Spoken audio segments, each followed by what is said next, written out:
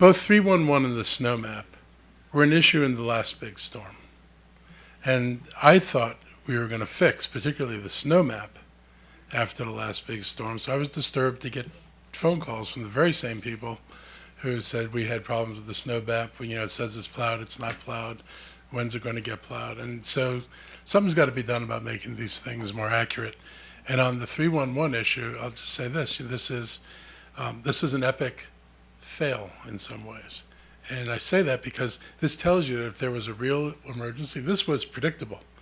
Now, fast forward to something that's unpredictable and really bad and possibly unthinkable. Our system could not possibly handle it. So I'd like to know what we're going to do to get the scale. The other question is, you all scrubbed, I think somebody told me, 40 roads that were private roads from the snow map. They're not roads we're supposed to plow or maintain. So the question is, what are we holding other people to on the private roads that they're supposed to maintain? And comment on the ride-on stations. What appalled me was I saw people digging out the ride-on bus stops on 355, but there were no paths to the ride-on bus stops, and they were in front of commercial properties that apparently didn't feel any necessity to clean the sidewalks, but people were walking in the streets, and people said this is just really dangerous, between just the snow, but also the slipping and of movements of cars. So that's my 4 things I'd like you to respond to.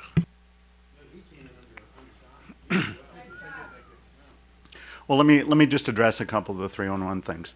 The previous episode, I think, when calls were going slowly into the 311 software, was, I think, in 2014. We actually went out and remedied that, so that particular thing has not happened, I think, even once since then. The problem with this, of course, was that our previous high in terms of calls we'd gotten in any particular day, in terms of calls reaching the switch, was 8,000 calls. In this particular time, over those 2 days, we got 25,000 and 26,000. Now, the cavalry is riding to the future, or to the rescue, in a sense that 311 is actually moving its offices down the pike to 1401 Rockville Pike in the fall. Once we move those offices, we will be on fiber rather than on old copper lines. So we will have the ability to expand our trunks to receive an infinite number of calls. So that problem is going to be solved with the move. The question of people to then pick up those phones, I think we are looking very seriously, and we're having some exciting conversations with some organizations that do sort of handle calls in peak periods for other 311 systems, including New York City. We're talking with a firm that does it for New York City and Brooklyn, another firm in Hampton, Virginia. I think, to put it in perspective, during Snowmageddon, for example, we got about 30,000 calls during that 10 days.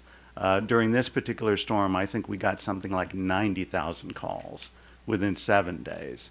So it was an extraordinary event, but you're right, the system has to have the ability to respond to those extraordinary events. So I think between the technology question with the fiber and looking at the outsourcing of calls over peak, I think that we'll be able to address some of those.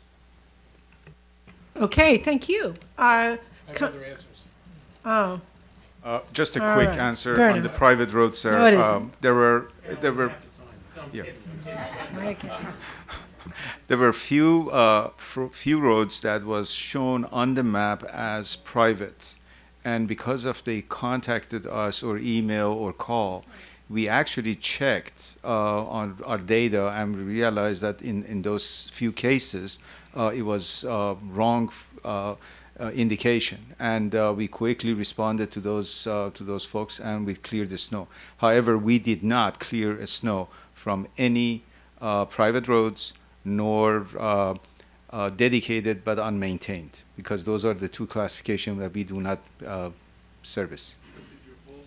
Did you hold the private roads to the same standard of clearing as we hold ourselves to or anybody else to?